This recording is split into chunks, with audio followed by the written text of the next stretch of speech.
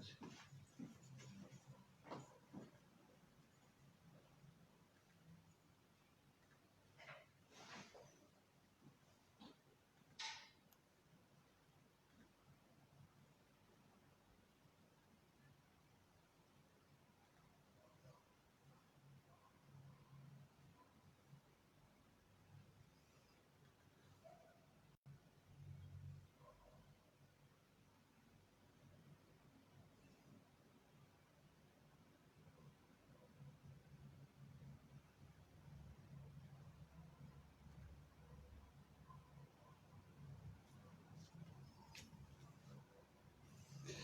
Muy buenas tardes a todos, bienvenidos a esta segunda día de la catequesis sobre los salmos. No quería participarles a todos que estas catequesis que voy a ir dando los días miércoles sobre los salmos, quiero realmente hacer una introducción bastante completa, ¿no? Que es importante, quizás haya algunas partes que sean un poco más tediosas por el mismo hecho de que hablamos a lo mejor una terminología más teológica, más técnica, pero sin embargo importante, ¿sí? Es importante, ¿no? Yo, por ejemplo, a todos les pongo un ejemplo, ¿no? Me acuerdo cuando en una de esas vueltas que yo volvía de Tierra Santa de vacaciones aquí a mi casa, en un año en que allá había una situación muy difícil, ¿no? Israel, que no habían, en el año 2000, 2001 no habían peregrinos, etc. El país estaba en una situación muy difícil económica, ¿no? Sobre todo las personas extranjeras. Tal es así que se vendían cosas, etc., ¿no? Entonces, me acuerdo que uno de estos comerciantes pues, me vendió una guitarra eléctrica que no funcionaba, pero con la desesperación con que la gente estaba, en aquel momento yo me acuerdo que no tenía mucho, ¿no? Unos $50 que tenía en el bolsillo en aquel momento como estudiante que era, y bueno, se la compré, pero luego, bueno, ya más por ayudar, digamos, a la persona que por la necesidad que yo tenía de eso, ¿no? Y así la guitarra la dejé allí, la guitarra eléctrica la dejé allí, mucho tiempo hasta que vine a Perú la traje, ¿no? Y luego cuando la hice revisar, etcétera, la gente que conocía de instrumentos, pues me dijeron qué cosa era lo que yo tenía en la mano, que no lo sabía, ¿no? Pero me decía que de esas guitarras había muy pocas en el mundo, que eran de colección, carísimas, etc. Claro, yo hasta ese momento no sabía, ¿no? Entonces, desde aquel momento, cuando me explicaron el valor, cómo se confecciona, de qué madera la hacen, todo el proceso, realmente eso me ayudó personalmente a valorar más el instrumento, saber qué cosa tenía en las manos, ¿no? Este ejemplo, esta anécdota personal, que valga también para lo que significan los salmos, ¿no? Yo espero que con estas catequesis introductorias sirvan sobre todo para eso, ¿no? Para encender en nosotros el deseo de los salmos, el deseo de la oración, el deseo de encontrarnos con el Señor en este diálogo personal y también comunitario con Dios, ¿no? Conocer esta riqueza, este tesoro de oración heredado del pueblo de Israel, ¿no? Y transmitido por la comunidad cristiana, por la tradición apostólica.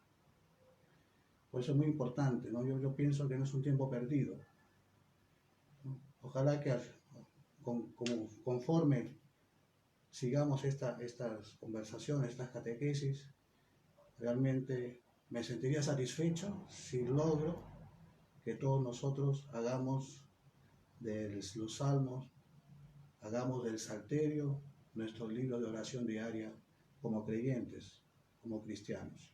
Y también esa exhortación me la hago a mí mismo, ¿sí? Porque le diré una cosa, que lo más difícil para un cristiano siempre será rezar, ¿no? Y no hay entrenamiento que sirva. Así como, por ejemplo, si uno es futbolista, ¿no? Sales a entrenar, entonces el entrenamiento te sirve para jugar pelota y mantienes un físico, etc. En los salmos no hay eso.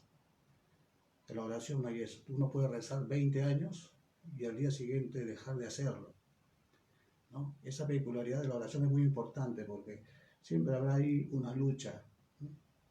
Era la lucha que tenían los monjes, era la lucha que tenían los, los grandes espirituales, ¿no? Siempre ha sido este tema de rezar. Por eso yo no quiero escatimar y todo lo que tantos años Dios me ha dado a mí, que es lo único que estoy haciendo a través de estas catequesis, ¿no? Lo único que hago es dar lo que yo gratis he recibido en la iglesia. He tenido personas que me han introducido en los salmos, me han enseñado a rezar. ¿Eh? Muy importante eso, catequistas que me han enseñado a rezar, que la iglesia me ha entregado a mí el libro de los salmos y realmente creo que es un tesoro que el Concilio Vaticano II añoraba que fuese, junto con la escritura, los libros de cabecera de todo creyente, del cual hablaré también posteriormente. Yo, bueno, para no perderme en tantos coloquios, continuando ya esta primera introducción que hice el miércoles pasado, hoy luego vamos a ir dando pasitos, ¿no? Me parece importante también hablar acerca de la historia de la interpretación, ¿no? Este campo que quizás para muchos de nosotros es un poco desconocido, ¿no? No lo conocemos del todo, ¿no? Porque los salmos, tal como los tenemos hoy, pues son el resultado de un proceso largo, ¿no? De redacción, de formación, de colecciones, ¿no? de aplicaciones en el culto, que poco a poco han ido tomando forma.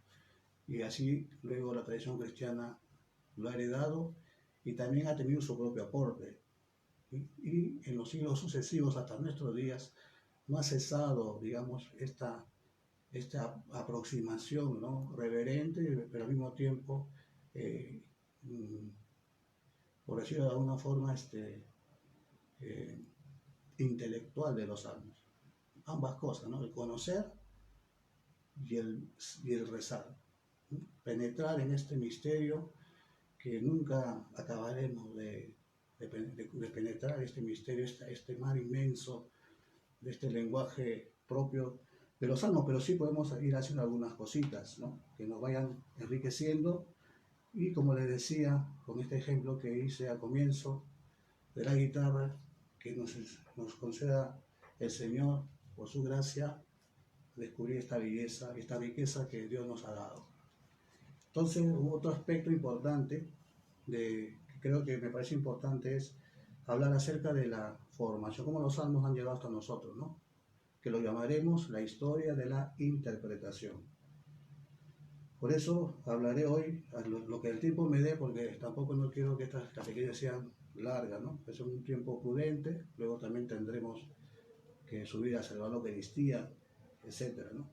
Entonces vamos a ir hablando hasta lo que el tiempo nos dé y me detendré en algunas cosas que me parecen de mayor relevancia. En este amplio panorama de la interpretación podemos, digamos, identificar algunas etapas. Por ejemplo, la formación del corpus salmicum o salmorum en el Antiguo Testamento. Luego como también la recepción en el Nuevo, ¿no? Y su continuación. Después me parece importante hablar acerca de la época floreciente que tuvo el libro en la época patrística de los padres de la Iglesia, ¿no? Posteriormente a ellos, en la Edad Media también, estos movimientos que han habido, ¿no? Monásticos, por ejemplo la famosa lección monástica, la lección escolástica, y luego también el aporte revolucionario que hicieron los maestros judíos de la Edad Media, ¿no? Como Rashi, como Kinki, como Abraham Ibn Ezra, etc. y otros más. Y después también todo el florecimiento que hubo a partir del siglo XII-XIII hasta el siglo XVII, ¿no? Con la figura de Nicolás de Lira como, digamos, un receptor, recopilador de toda esta riqueza de la Edad Media que ha pasado luego al mundo, digamos, por decirlo de alguna forma, católico, ¿no? Mundo cristiano, la interpretación cristiana medieval y posterior. Y así intentaremos llegar un poco hasta, pues, a partir del siglo XIX y hasta nuestros días en toda esta época que se llama la época crítica, ¿no? Daré algunas pinceladas, no pretendo tampoco ser exhaustivo ni agotar el tema porque es para hablar todo un año, ¿no? Pero sí yo pienso que hay elementos importantes que nos pueden ayudar a comprender la génesis de este libro, ¿no? Vayamos primero a este periodo de formación bíblica, por decirlo de alguna forma, ¿no? Primero hablaremos de los salmos en el ámbito del Antiguo Testamento. Ciertamente no es posible, ¿no? No es posible, o sea, en este proceso inicial no es posible llegar a descubrir así con precisión cómo se ha formado, ¿no? Lo cierto es que los salmos en un principio existían colecciones sueltas, que luego se han ido, ¿no?, por una tradición que las ha ido recopilando y dando unidad, ¿no? Uniendo este conjunto de los salmos hasta formar este número que también tiene muchas interpretaciones. ¿Por qué los salmos son 150 y no son 190? O sea, hay preguntas que todavía están sin respuesta, ¿no? No sabemos. Lo cierto es que de hecho, sobre todo los sabios hebreos, ya veían en esta división de 5 colecciones de los salmos como un eco, como una réplica, decía la vez pasada, de la Torá, ¿no? Lo que es Moisés en la Torá es David en los salmos, ¿no? La Torá cantada. Entonces son figuras importantes, ¿no?, en la escritura, Moisés y David. Luego entonces, pero son explicaciones que hacen los sabios, ¿no? Pero no se puede ir más allá a comprender esta génesis así minuciosamente. Son épocas que quedan un poco así todavía en la interrogante, ¿no?, en la incógnita. Pero lo cierto es que los salmos han llevado un proceso así de formación, ¿no? Y lo que más resalta en este periodo del Antiguo Testamento es lo que llaman algunos el tema de la interpretación, ¿no? El proceso de canonización y la interpretación primaria, que era de dos formas sobre todo, de dos tipos, que era la interpretación histórica y la interpretación de género, ¿no? En cuanto a la explicación histórica, ¿no?, es decir, que ya los autores que dieron esta forma compilatoria a los salmos ya identificaban muchos de ellos en episodios históricos de la vida de David, por ejemplo. Por eso que hay muchos salmos, ¿no?, que tienen al comienzo una explicación, ¿no?, una explicación, ¿no? Por ejemplo, un salmo que dice, ¿no?, este salmo David lo recitó cuando oía de Saúl, ¿no? Y así. Entonces, se ve que esto, que normalmente todas las Biblias siempre lo ponen como, siempre es un encabezado, como un título al comienzo, ¿ya? ¿No? Está siempre, a veces en cursiva, ¿no? Y he visto, por ejemplo, muchas Biblias no los consideran parte del himno, del poema, ¿no? O sea, hay autores, hay traductores que no consideran estas introducciones, estos títulos históricos como parte del texto revelado, sino que eran explicación. Lo cierto es que ya la tradición judía había incorporado estas explicaciones que a lo mejor al principio fueron simples explicaciones, pero luego pasaron a formar parte del texto sagrado, y como tal lo tenemos nosotros, ¿no? Y también el otro aspecto que es los géneros, ¿no? De eso hablaré más adelante con mayor detalle, porque son bastantes. Lo cierto es que los salmos tienen indicaciones de diversos tipos, ¿no? Por ejemplo, indicación de autores, quién fue el que lo hizo, ¿no? Salmo de David, salmo de los hijos de Coré. Hay algún salmo que se le atribuye al mismo Moisés o a Salomón, ¿no? Entonces, autor, por ejemplo, o luego indicaciones musicales, ¿no? Salmo, según la melodía, la blanca paloma, ¿no?, o la paloma a media voz, indicaciones musicales o indicaciones literarias, ¿no? Y así. una serie de indicaciones que se ve que ya en esta etapa de su formación, esos textos tenían ya una primera interpretación, ¿no? Ustedes saben que el poner el título a algo ya es interpretarlo, ¿no? Si yo a una canción o a un escrito le pongo un título o a una obra literaria, ya lo estoy interpretando, le estoy dando una interpretación. Si bien, si quieren, inicial o rudimentaria, pero es una interpretación. Como veremos después que en la tradición cristiana se da lo mismo, se da una cosa, un fenómeno parecido, como ya lo veremos más adelante. Entonces decía que hay un proceso de canonización, ¿no? Que no se puede seguir la pista detallada de cómo se va dando, pero ciertamente los salmos van a ser como un repertorio, ¿no? Para el uso repetido, ¿no? Un repertorio para ser cantado, ¿no? Como decía la vez pasada, para el uso repetido, ¿no? Y como decía, el salmo tiene la peculiaridad de dar el espacio al orante, ¿no? Para que él no sea simplemente un repetidor, sino que él se pone en ese yo del salmo, por decirlo de alguna forma. Luego hablaba, ¿no?, de estos títulos y colecciones, que son también referencias, digamos, a este movimiento hermenéutico de los antiguos.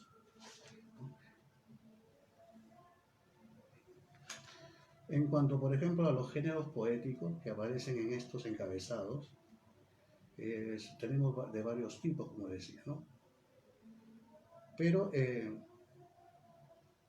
estos dos, digamos, pilares son sobre los cuales va a haber un primer paso en la interpretación de este corpus, ¿no?, de poemas para el uso compartido, y así en este estadio continúan, digamos, dentro de la tradición hebrea, ¿no? Hay salmos, por ejemplo, que en los encabezados denotan el uso litúrgico, ¿no?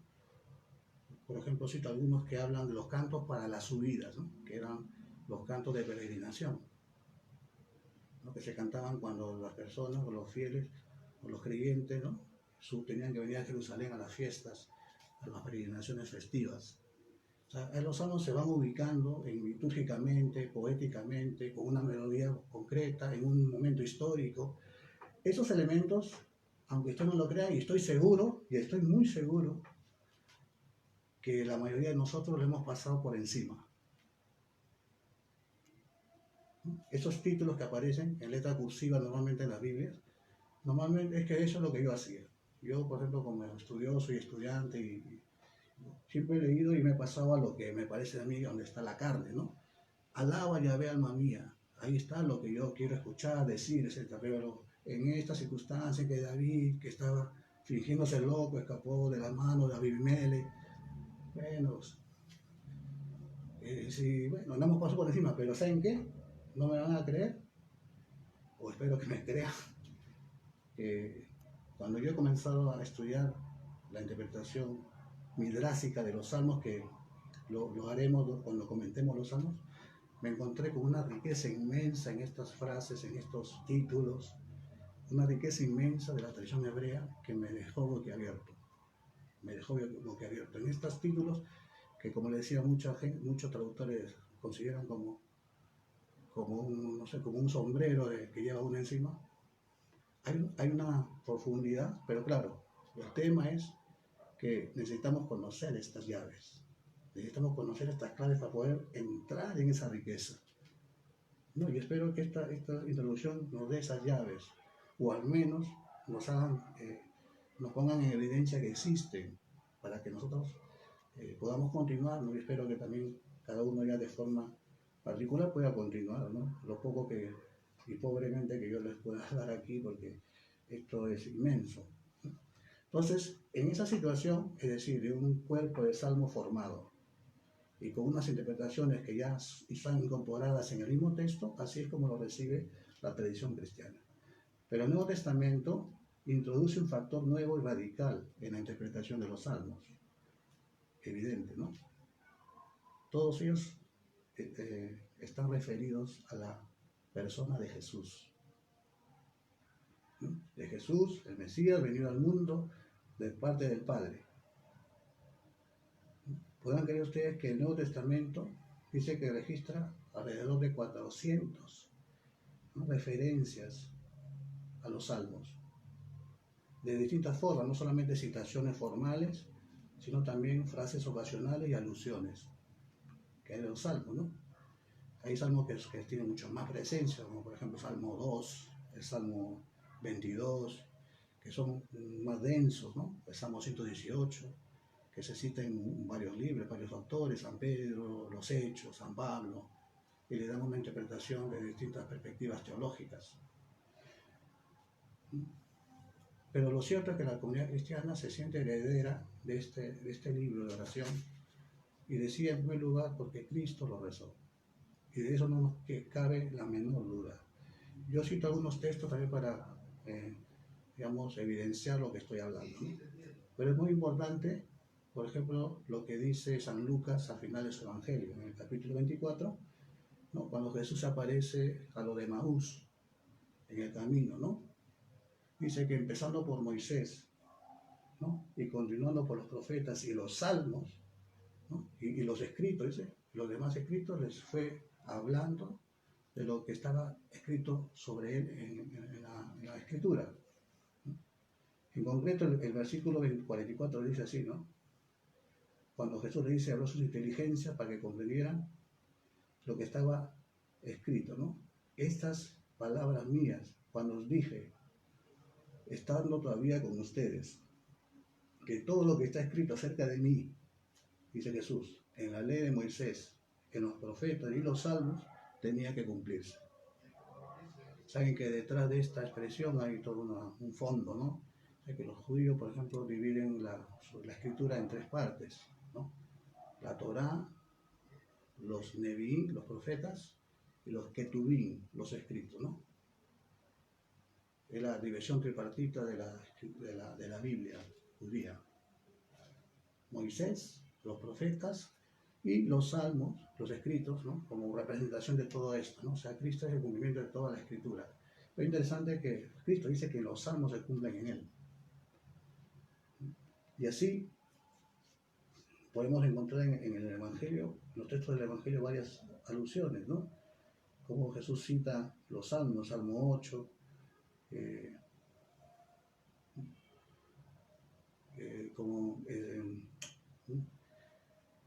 de la boca de los niños de pecho has sacado sin una alabanza, ¿no? Y así, por ejemplo, en Marcos 12, Jesús cita como escritura el Salmo 118, los versículos 22 y 23, refiriéndose a su persona. La piedra que desecharon los arquitectos se ha convertido en piedra de ángulo.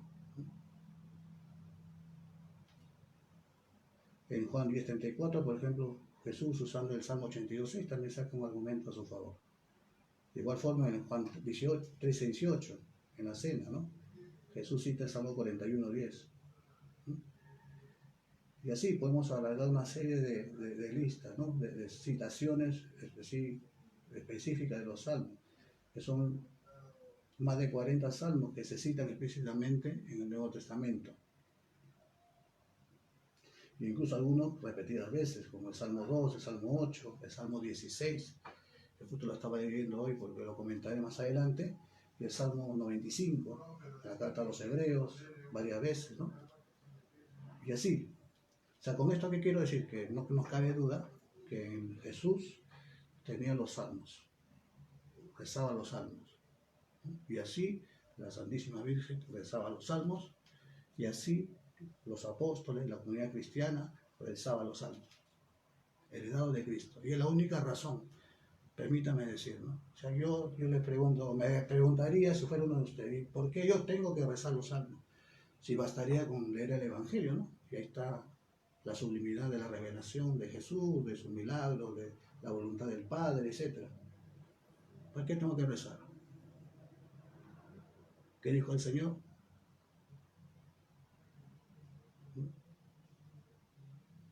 Velad y orad para que no caigáis en tentación.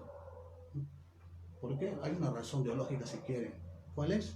Que Jesús rezó los salmos. Y por lo tanto, la religión cristiana ha visto en eso, ¿no? Si Jesús lo rezó, nosotros también. Y así se abre un horizonte nuevo, ¿no? Puedo resumirlo en algunas palabras. En el Nuevo Testamento, ¿cuál es la novedad? Que todo apunta hacia la figura, referido a Jesús, ¿no? La comunidad cristiana se ve, y luego ya no digamos otros textos, ¿no? Podría citar otros textos de Pablo, etcétera, ¿no? Pero lo cierto es que hay ¿no? La vida de Cristo, su misterio, también viene interpretado a la luz de los salmos. Está referido al cumplimiento en Cristo. Este es un primer elemento. Pero no solamente la comunidad cristiana ha heredado los salmos y ha visto en ellos la figura de Jesús cumplidas en sus versos, sino que además la comunidad cristiana también hizo una cosa nueva, ¿no?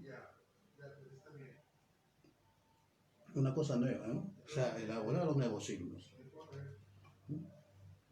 Otros himnos por imitación de aquella tradición, ¿no?, eucológica que había recibido del pueblo de Israel, del cual la iglesia se sentía heredero. Y así, ¿no?, aparece más en la novedad del Nuevo Testamento, ¿no?, que también la podemos resumir en tres aspectos. El primero, que el Nuevo Testamento pone en boca de Jesús o de otro personaje un salmo, primero, ¿no?, en cuanto a la interpretación, ¿no?, en cuanto a la imitación del antiguo. Entonces ponen en boca de Jesús o de otro personaje a un salmo, ¿no? Otro elemento es que otras veces el Nuevo Testamento cita un salmo o un verso como tipo o profecía que se cumple en algunas circunstancias de la vida de Cristo o de la iglesia, de la comunidad, o que iluminan algún misterio de la vida de Cristo, ¿no? Y finalmente, no solo eso, como decía, no solamente heredan esta tradición, sino que además se siente en la autoridad también de los apóstoles, la iglesia, de componer o citar cantos que aparecen en el Evangelio o himnos específicamente cristianos. Algunos, por ejemplo, de corte semítico, ¿no?, como por ejemplo el Benedictus, el Magnificat, ¿no? Si ustedes analizan estos signos, son como réplicas de los signos que aparecen en el Antiguo Testamento, el himno de Ana, etcétera, ¿no? Recogen elementos y la forma ígnica que aparece en el Antiguo Testamento. Pero también hay otros de corte griego que aparecen en las epístolas de Pablo y en el libro del Apocalipsis, ¿no?, himnos cristológicos, Efesios, Colosenses. Bueno, estas son las prácticas que hay en el Nuevo Testamento. De hecho, el Nuevo Testamento, ¿no?, decía que aludía a más de 40 salmos, ¿no? Y en concreto cita 78 versos de diversos salmos. O sea, con todas esas citaciones podemos decir que, ¿no?, esto deja huella, ¿no?, una huella escrita y canonizada de una práctica de las comunidades primitivas. Otra cosa que espero que podamos poco a poco familiarizarnos con el lenguaje, ¿no? Cuando hablamos de los salmos, realmente, si queremos ser precisos, no podemos decir que son versículos, sino hablamos de versos, porque los salmos son poemas y los poemas tienen versos, ¿no? Una cosa, porque cuando yo hable de verso, no vayan a pensar que estoy hablando de otra cosa, lo que normalmente de los libros históricos, etcétera, decimos versículos, ¿no? Capítulo, versículo. Hablamos de un lenguaje más literario, ¿no? Poema, verso. Bien, entonces, en resumen, la primitiva iglesia no inventó un nuevo salterio que suplantara el antiguo, ¿no?, sino que recibió y transmitió el salterio constituido y añadió por su cuenta unos cuantos siglos. Eso en resumen es lo que sucedió en el Nuevo Testamento. De hecho, quería citar algunos textos, por ejemplo, en Efesios 5:19, ¿no? Se ve que esta praxis era explícita. San Pablo en Efesios 5:19 habla de recitando entre ustedes salmos, himnos y cánticos inspirados, ¿no? Cantando y alabando al Señor en vuestros corazones. O sea, la praxis cristiana es esa. A ver, estamos ya casi media hora. Lo que sigue, ¿no? Después digamos, hasta el siglo segundo, al comienzo del siglo segundo, esa es la praxis en la comunidad cristiana, ¿no? A partir, digamos, después de cerrado el canon del Nuevo Testamento, ¿no? Y hasta casi a finales del siglo III se da un fenómeno, ¿no? Precisamente aludiendo a este texto de Efesios, se ve que comienzan a proliferar los himnos, ¿no? Imitando los salmos o otros signos. Incluso ustedes saben que a partir del siglo II se conoce la existencia de ciertas herejías o círculos sectarios que aparecen, digamos, en los ámbitos de las comunidades cristianas, ¿no?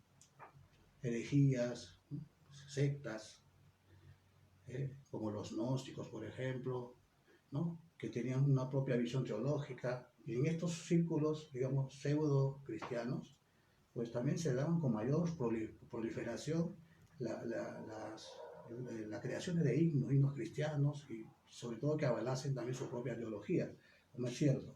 Lo cierto es que en este siglo, hasta el siglo IV, a comienzos del siglo IV, va a haber todo este movimiento, ¿no? Y esto va a hacer que los salmos, el libro como tal, quede un poco relegado y se le preste mayor interés a todas estas creaciones de himnos que van apareciendo en diversos círculos, que también heréticos, pero no solo heréticos, sino en círculos cristianos como tales, ¿no? Por ejemplo, hay autores importantes de esta época. ¿Quién no va a conocer, por ejemplo, a San Efrén de Siria? A Efrén de Siria, por ejemplo, o a Melodio Romano, en el mundo de la iglesia griega, ¿no? No eran heréticos, eran padres, pero es la praxis que hay, ¿no? La proliferación de himnos. O por ejemplo, en el ámbito latino, San Hilario, San Ambrosio, Prudencio, hasta llegar hasta el siglo VIII con Beda el Venerable, etcétera, de los cuales tenemos muchos signos en el Salterio, que quedan allí, ¿no? Como testimonio. Pero lo cierto es que aquí el fenómeno que se suscita es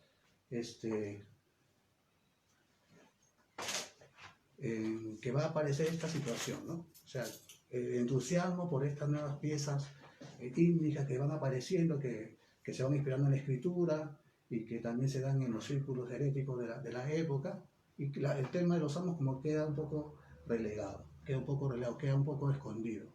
Y así ese fenómeno va a suceder así hasta que luego ya, digamos, a finales del siglo III, comienzo del siglo IV, se le va a dar un poco la vuelta a esta situación. Se le va a dar la vuelta, ¿no? Los salmos van a ser recuperados nuevamente como centro de la vida de oración de los cristianos, ¿no? Después de un siglo más o menos de estas novedades que aparecen, luego va a aparecer, y sobre todo los que van a aportar, digamos, a restablecer la importancia y la centralidad del libro de los Salmos en la vida de la iglesia, van a ser los padres, con un trabajo inmenso, impresionante, que hablaré también un poco, ¿no?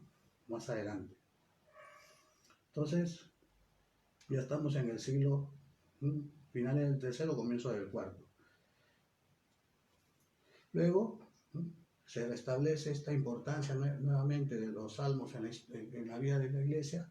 Vamos a pasar a otra etapa histórica que abarca también 3 siglos, ¿no?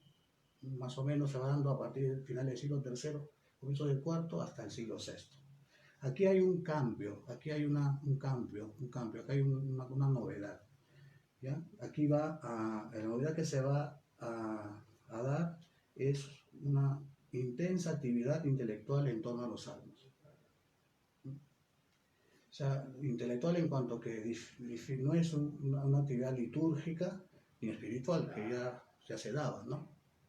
Sino que ahora, sobre todo con el movimiento de los padres de la iglesia, se va a comenzar ya con instrumentos que ellos también van a ir conociendo propios de los recursos, ¿no?, literarios y teológicos de su época, ¿no? Van a comenzar a perfilar un poco a los salmos y le van a dar otro perfil de interpretación, ya no solamente litúrgica, no solamente espiritual, sino que ellos van a ir aportando una nueva forma de aproximación comprensiva de los salmos, que la podemos llamar intelectual, ¿no? O sea, comprender lo que son los salmos. Entonces, es importante esta época, ¿no? Porque los padres lo que van a intentar buscar con sus exégesis, con sus comentarios y con todo su trabajo, digamos, sobre los salmos, es tratar de entender, ¿no?, por ejemplo, el lenguaje, la lingüística, la estructura literaria, los elementos que aparecen dentro, como las referencias históricas a la figura de David o de otros personajes, el autor, esas indicaciones musicales, esas indicaciones litúrgicas. Van a intentar comprender eso y también van a intentar comprenderlo en aquellos salmos que no tienen nada de eso.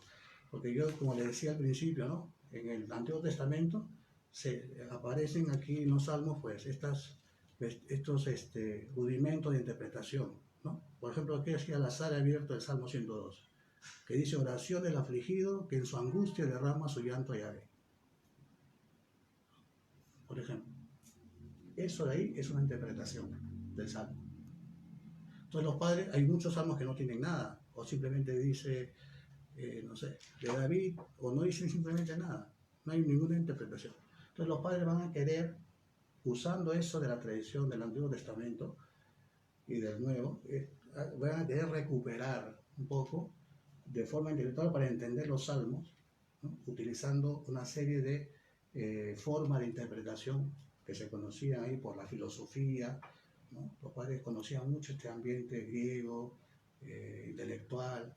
Entonces estas herramientas que se conocían aquí, ellos van a intentar que eso puedan aplicarlo, lo usamos para una mayor comprensión, para una mayor profundización.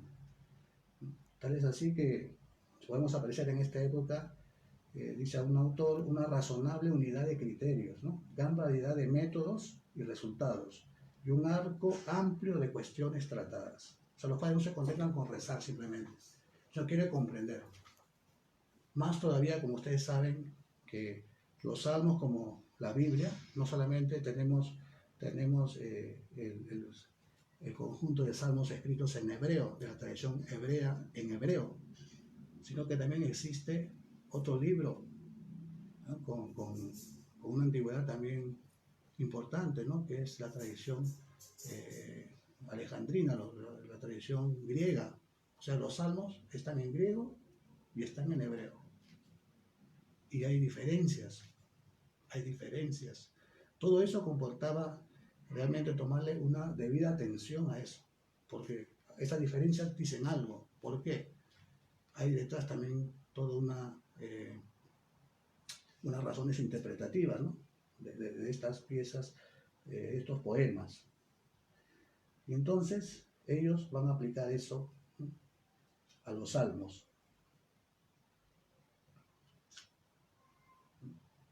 Yo creo que lo dejamos aquí. Ahora son 20 para las 7. Ya nos va ganando el tiempo para continuar, ¿no? La próxima vez pues hablaré un poco más de esto, ¿no? Esta época patrística es muy importante, es bien extensa, ¿no? Es bien extensa, ¿no? Por eso yo quiero hablarla así con bastante calma, ¿no? Es bien extensa porque realmente el trabajo, ¿no?, el aporte de los padres de la iglesia ha sido importante, ¿no? Muy importante, ¿no? Sobre todo, por ejemplo, tenemos de los padres de la iglesia de esta época, del que más tenemos, literatura acerca de los salmos es de San Agustín, ¿no? pero no solo de San Agustín, sino que también de otros padres de la iglesia importantes que han comentado los salmos, ¿no? Pero de hecho la valor más grande de la que tenemos hoy en día, ¿no? Referencia, podemos consultar es el trabajo que ha hecho San Agustín de Hipona. Yo creo que basta por hoy, tranquilo. Yo, como les decía, voy hablando muchas cosas, ¿no? Pero es importante lo que hemos hablado hoy. Antes de decirles hasta luego, quiero leer, y no quiero que esto sea así solamente teológico, sino también dejemos oír, ahora que estábamos hablando de los padres, ¿no? De los padres de la iglesia, quiero comentarles aquí en el Salterio, que ya hablaré del Salterio más adelante, qué cosa es, lo que hay, su historia, etcétera, ¿no? Es uno de los capítulos que quiero tratar. Pero voy a concluir con una parte del comentario del Salmo 1 de San Ambrosio de Milán, obispo, que me parece importante, ¿no? Para mí estos textos, que tiene dos aquí en el Salterio, resumen muy bien todo lo que yo estoy diciendo mal. Les leo y con eso terminamos por hoy. Dice así San Ambrosio: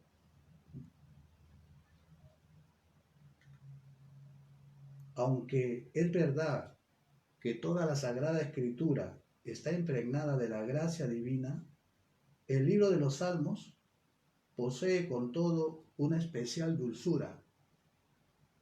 El mismo Moisés, que narra en un estilo llano las hazañas de los antepasados, después de haber hecho que el pueblo atravesara el Mar Rojo de un modo admirable y glorioso, al contemplar cómo el faraón y su ejército habían quedado sumergidos en él, superando sus propias cualidades, como había superado con aquel hecho sus propias fuerzas, cantó al Señor un cántico triunfal. También María, su hermana, tomando en su mano el pandero, invitaba a las otras mujeres diciendo: cantaré al Señor, sublime su victoria, caballos y carros ha arrojado en el mar. La historia instruye, dice San Ambrosio, la ley enseña, la profecía anuncia, la reprensión corrige, la enseñanza moral aconseja, pero el libro de los Salmos es como un compendio de todo ello y una medicina espiritual para todos. El que lo lee, hay en él un remedio específico para curar las heridas de sus propias pasiones. El que sepa leer en él, encontrará allí, como en un gimnasio público de las almas y como en un estadio de las virtudes, toda la variedad posible de competiciones, de manera que podrá elegir la que crea más adecuada para sí, con miras a alcanzar el premio final. Aquel que desee recordar e imitar las hazañas de los antepasados, hallará comprendida en un solo salmo toda la historia de los padres antiguos, y así, leyéndolo, podrá irla recorriendo de forma resumida. Aquel que investiga el contenido de la ley, que se reduce toda ella al mandamiento del amor, porque quien ama al prójimo ya ha cumplido la ley, hallará en los salmos con cuánto amor uno solo se expuso a graves peligros para librar a todo el pueblo de su oprobio, con lo cual se dará cuenta de que la gloria de la caridad es superior al triunfo de la fuerza. ¿Y qué decir de su contenido profético? Aquello que otros habían anunciado de manera enigmática se promete clara y abiertamente a un personaje determinado, a saber, que de su descendencia nacerá el Señor Jesús. Como dice el Señor a aquel: a uno de tu linaje pondré sobre tu trono. De este modo, en los Salmos hayamos profetizado no solo el nacimiento de Jesús, sino también su pasión salvadora, su reposo en el sepulcro, su resurrección, su ascensión al cielo y su glorificación a la derecha del Padre. El salmista anuncia lo que nadie se hubiera atrevido a decir, aquello mismo que luego en el Evangelio proclamó el Señor en persona. Fíjense, me quedo con esto que dice al principio, ¿no? El libro de los Salmos está todo. Todo lo que dice la Escritura está allí. Por eso es una riqueza inmensa que el Señor nos ha dado a través de la tradición judía, a través de la Iglesia, este libro que será nuestro consuelo, nuestra fortaleza, y sobre todo en este tiempo de pandemia. Realmente necesitamos de los salmos para interpretar nuestros sentimientos al Señor. Pues nos vemos el próximo miércoles. Gracias por su atención. Ahora, dentro de unos minutos, iniciará la Santa Misa. Buenas tardes.